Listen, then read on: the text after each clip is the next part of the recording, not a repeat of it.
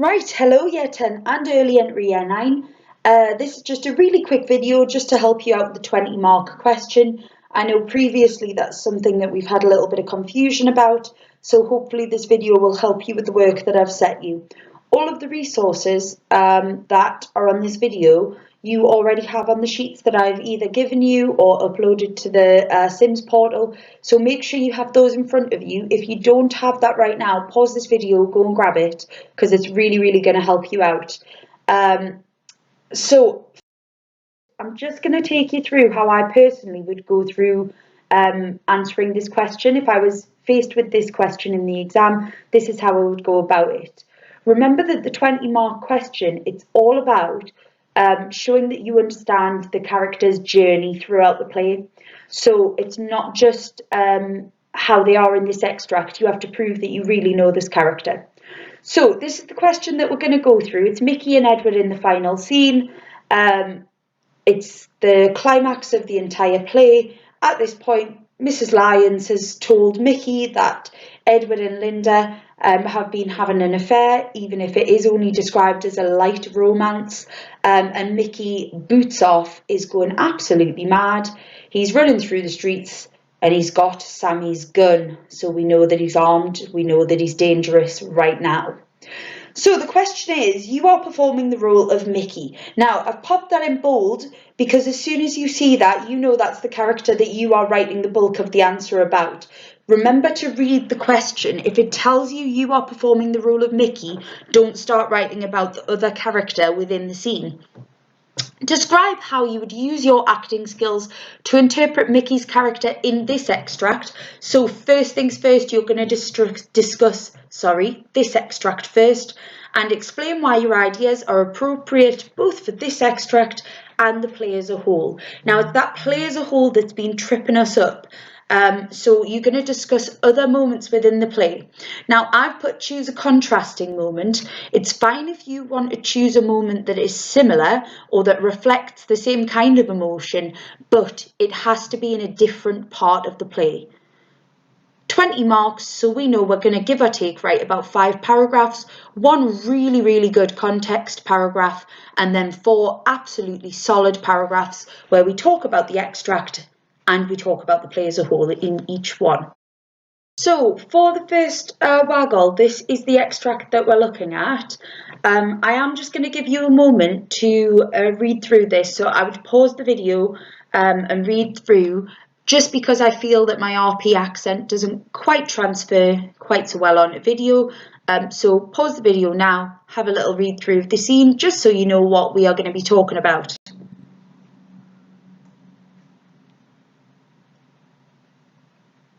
Right guys, moving on.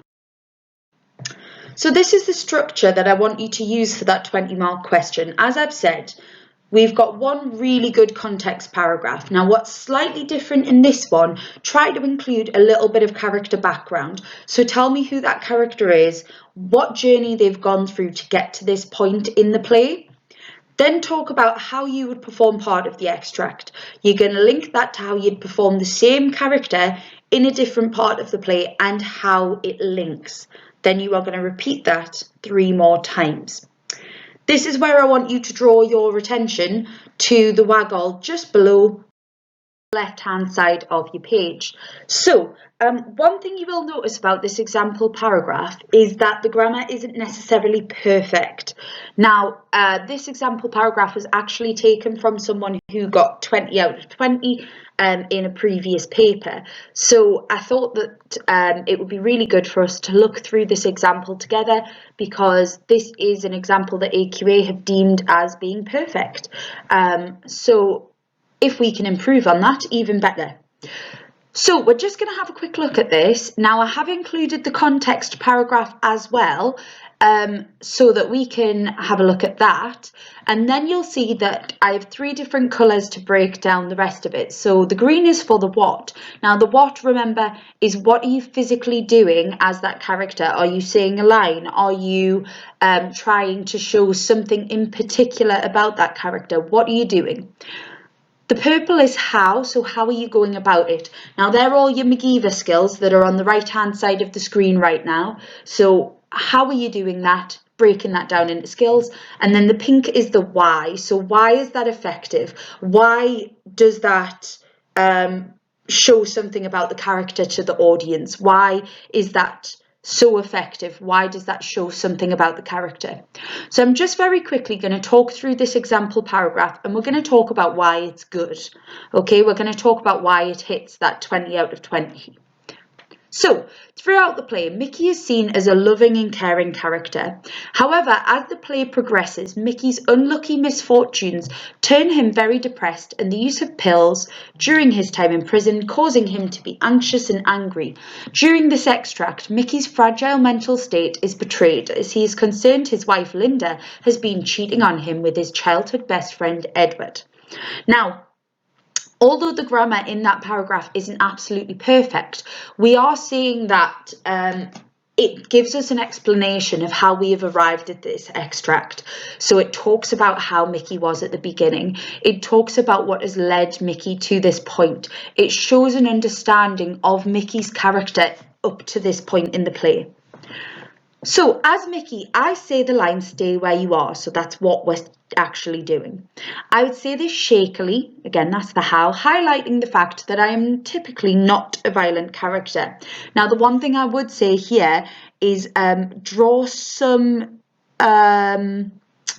a line in the sand so that you are seeing what you are doing and you are seeing what you are doing as the character. So I would perhaps say highlighting the fact that Mickey is not typically a violent character rather than I am typically not a violent character, because unfortunately the AQA examiner doesn't know you, but they do know who Mickey is. As I say this, I would increase my volume so that I am shouting to demonstrate that I'm trying to intimidate everyone. However, I would fail this as my shaky breathing and uneven tone would reflect that I am in a poor state of mind. So, we've talked about voice a lot here. We've talked about it being shaky. We've talked about volume. We've talked about breathing. So a lot about voice on here, which is brilliant.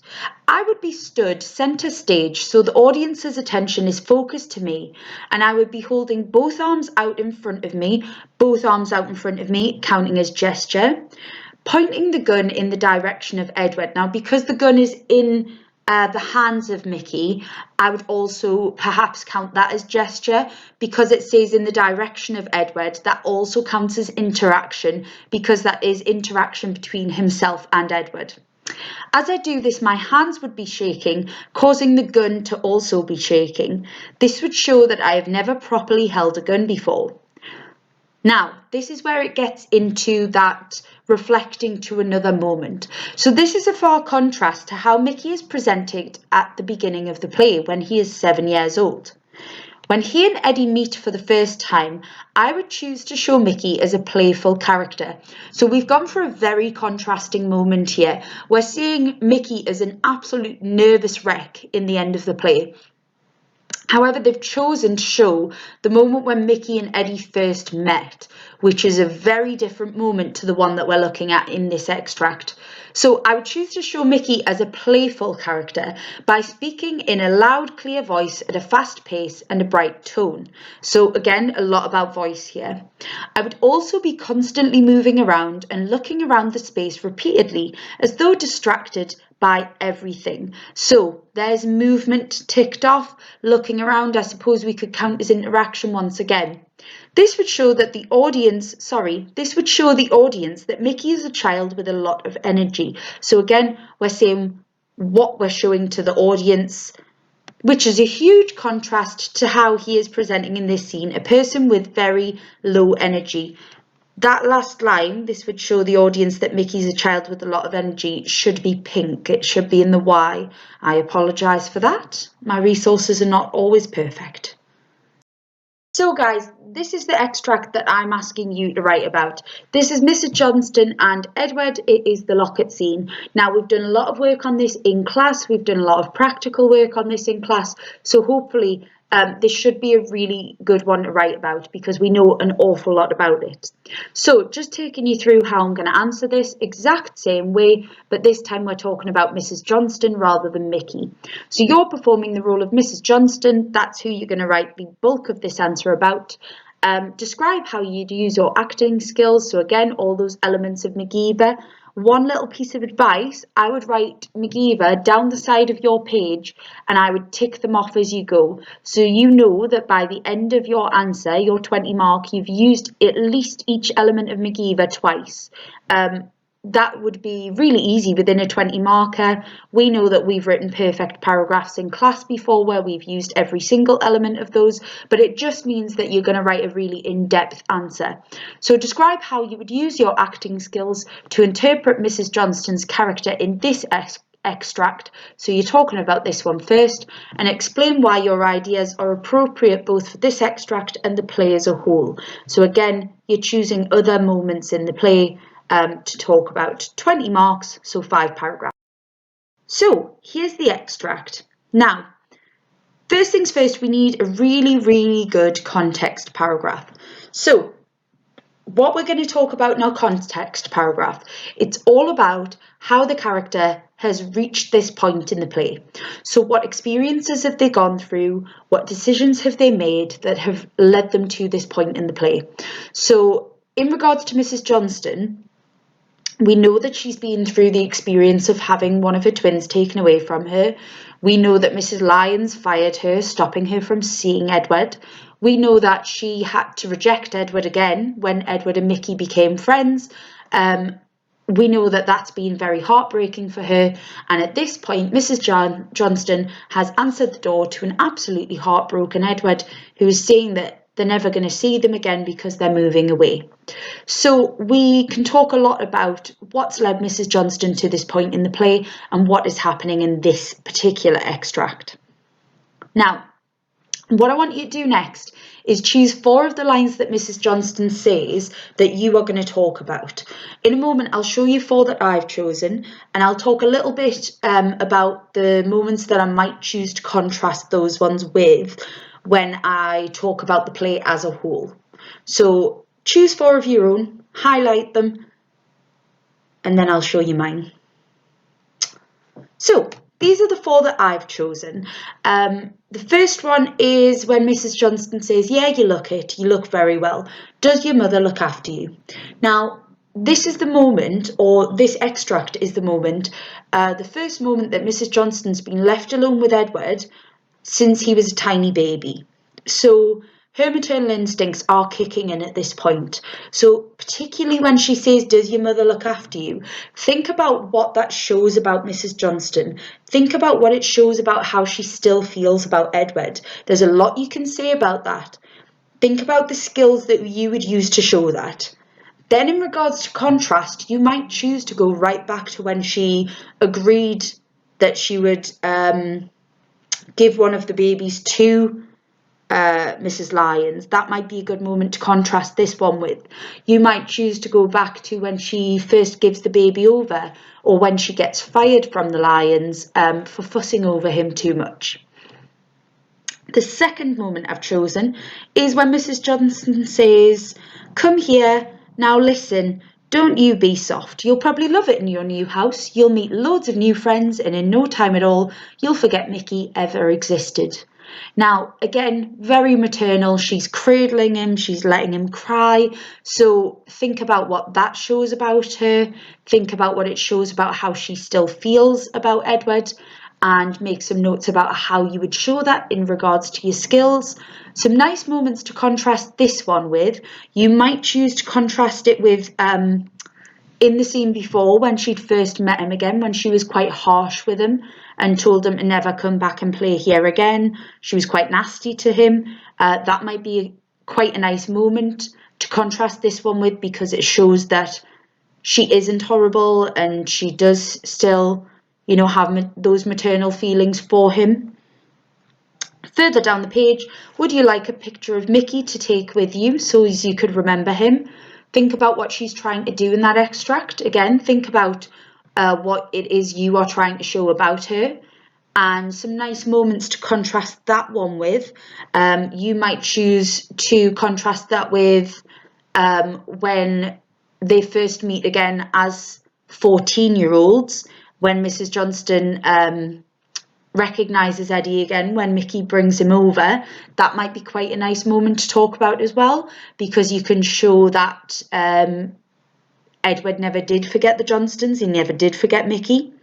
And finally, yeah, but keep it a secret, eh, Eddie? Just our secret between you and me. And it might be nice to link that one to the final scene to show the culmination of that secret and what that secret all led to. Because we know that the idea of keeping a secret throughout this play builds up to the climax, which is unfortunately Mickey and Edward's untimely deaths. Hopefully this video has helped you out with that question. If you do have any questions about it, please email me. Don't just don't do the work, but please email me. Let me know if you're struggling. Once you've finished off your 20 marker, please send it to me. I'll have a little read through and I'll give you a little bit of feedback so we can add in a bit of green pen, because we all love a green pen. Hope you're all doing well. Hope to see you all soon.